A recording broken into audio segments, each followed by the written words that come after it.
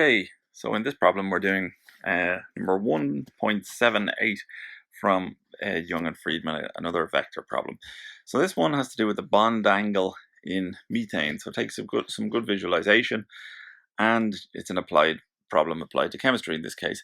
So in the methane molecule, which is CH4, which means a carbon atom surrounded by 4 hydrogen atoms, each hydrogen is at a corner of a regular tetrahedron with the carbon atom at the center.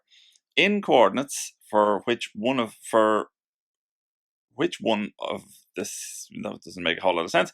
Anyway, the coordinates for one of the CH bonds is in the unit vector direction I plus j plus k, and the adjacent CH bond is in the I minus j minus k direction. So calculate the angle between these two bonds. So this is a really good test of your visualization and your ability to sort of transform what's on the page into a problem that you can set up and solve. So let's, first of all, before we draw our vector diagram, we'll draw a sort of I suppose, a schematic diagram of the molecule.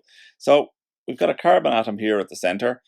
We've got, okay, let's go back and move that down a bit because I'm running out of space. We've got a carbon atom here, and it's surrounded by 4 hydrogen atoms. So hydrogen, hydrogen, hydrogen, hydrogen. Now this is, in reality, this is what we call a tetrahedron, which is not so easy to draw on a two-dimensional page or a two-dimensional iPad because it's a three-dimensional structure. Now, chemists have their own notation for, bonds going into the page and coming out of the page, but we're not going to get into a chemistry lesson at the moment. You're just going to have to visualize this as a three-dimensional structure, tetrahedral structure. And the question is asking us, what's going to be the angle, the bond angle between this CH bond here and this one here. So now we have our sort of schematic diagram of what the molecule looks like. How are we going to set that up and solve it as a vector problem? So we're going to draw our coordinate system first of all. So let's draw an x, a y, and a z axis. So this is a three-dimensional problem. So we'll have, this is our x-axis, this is our y-axis, and this is our z-axis. And it's a unit vector problem. So we're told that one of the CH bonds is in the direction of I plus j plus k. So if we've got, say, a unit vector, let me change the color here and draw the unit vectors in a different color. So this is our unit vector I coming out the x-axis. This is our unit vector j coming out the y-axis. And this is our unit vector k coming out the z-axis. So when the problem says the coordinates for the CH bond is in the direction of I plus j plus k, that just means I plus j plus k is going to be a vector that points, let's give it this green here, out of the page in 3 dimensions such that I, j, and k are all 1. So we could draw it something like this. We could draw a nice box to help us visualize things a little bit better and make us realize that it's in 3 dimensions. And now my vector doesn't fit very well.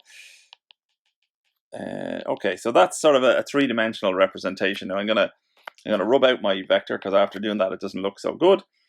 And we'll go back to it here and we'll draw the actual I plus j plus k now in a second. So I plus j plus k is going to be, we're going to draw it in green, lovely, and we're going to have it, let's make it a little bit thicker, and have it come out here like this. So this is our I plus j plus k for one of the CH bonds in our methane molecule. Now let me just move this guy out of here, out of the way. So this is our I plus j plus k. Now the second CH bond is going to be I minus j minus k. So let's draw in our axes, but now we'll go in the negative direction because we're going to need the negative direction of these axes now, or we may do. So we've got our negative x, y, and z axes drawn in there now to help us out a little bit. And our vector is I minus j minus k. So I means that the x-axis it's plus I, so it's coming out along the positive x-axis.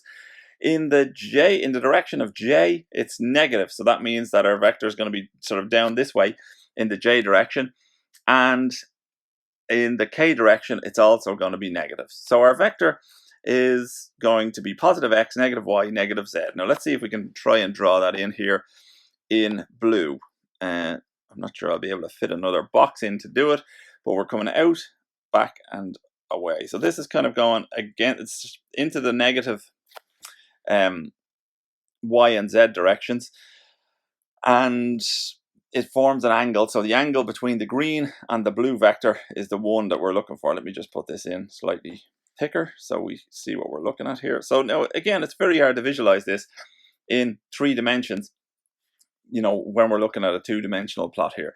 So you can visualize that blue arrow as going sort of negative in the y direction, negative in the z direction, and positive in the x direction. So it's slightly pointing into the page and downwards.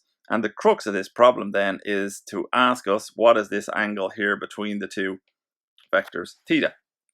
So we know from our study of vectors, if you like, let's go back to black here, that the dot product of 2 vectors, let's undo that. Step back.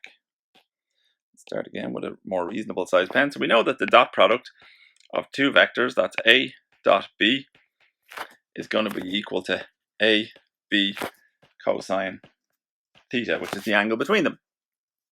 Now, what we're looking for in this case is the angle between them. So we can rearrange this formula and say that cosine theta is going to be equal to A dot B.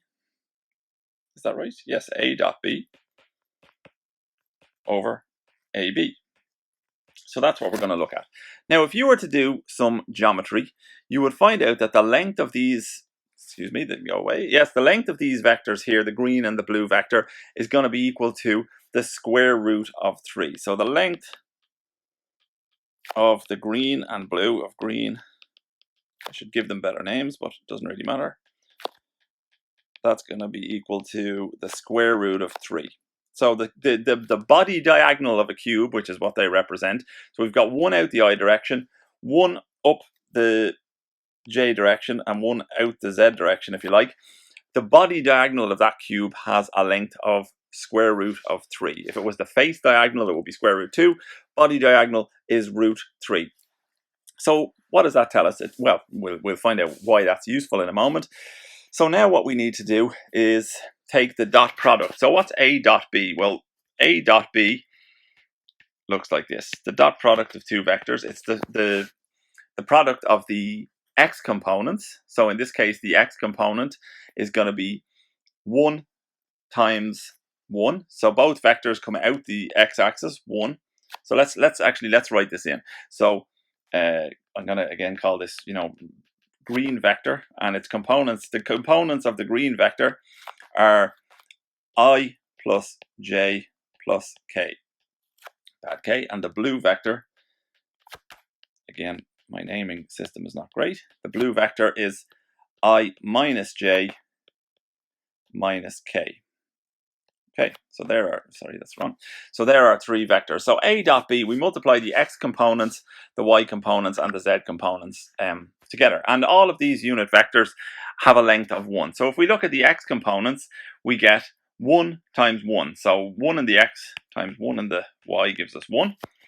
The y components then, we've got plus 1 times minus 1.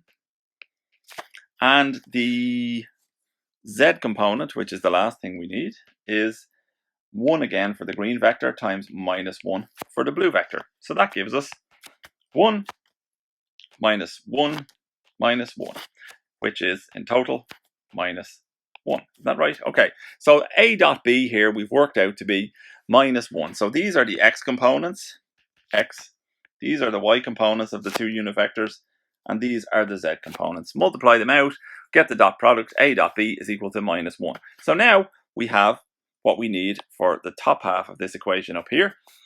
And we know that the length of each of those vectors is the square root of 3 because they run along the body diagonal of the cube. So now we can solve for cosine theta. I'll show you how we do that in a second. So let's move down here, give ourselves a little bit of space. So now cosine theta, we'll continue in blue just for a bit of difference, is equal to A dot B. So A dot B is now minus 1. And the magnitude of A times the magnitude of B is square root of 3 times the square root of 3. Whoops, square root of 3. And that is equivalent to minus 1 over 3. So now theta is going to be equal to the inverse cosine to the minus 1 of minus 1 over 3, or minus 1/3. And that gives us 109 degrees. And if you were to look up the bond angle in methane, you would find that the answer you get is 109 degrees, just as it should be. So we've solved that problem with some fairly simple vectors.